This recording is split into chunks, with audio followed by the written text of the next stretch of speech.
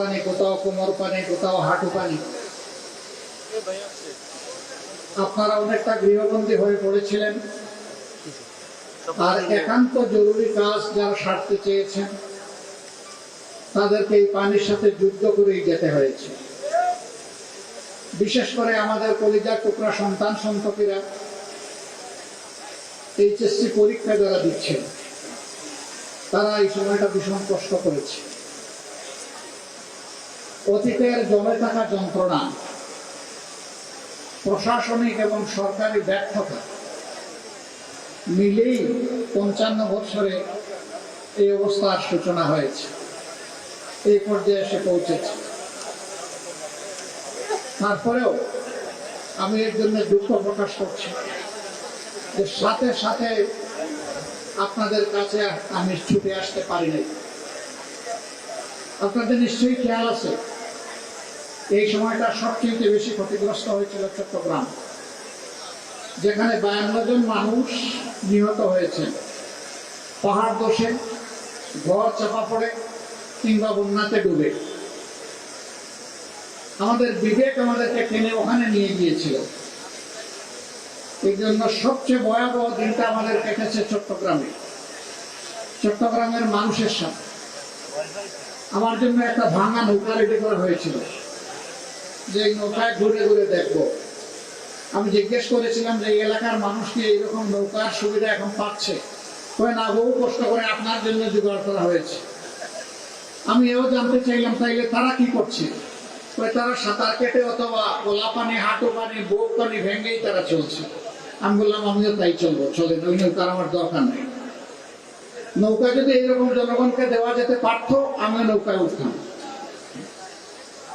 আমি গেলাম, প্রথমে যে পাড়াটাই ঢুকলাম সেটি হিন্দু ধর্মাবলম্বীদের একটি পাড়া। গিয়ে দেখলাম যে পরিবেশ খুবই খারাপ। তাদের জন্য সমবেদনা জানানো, একটু দোয়া করা এবং হাতে সামান্য কিছু যা নিয়ে গিয়েছিলাম এটা তাদের হাতে তুলে দেওয়া।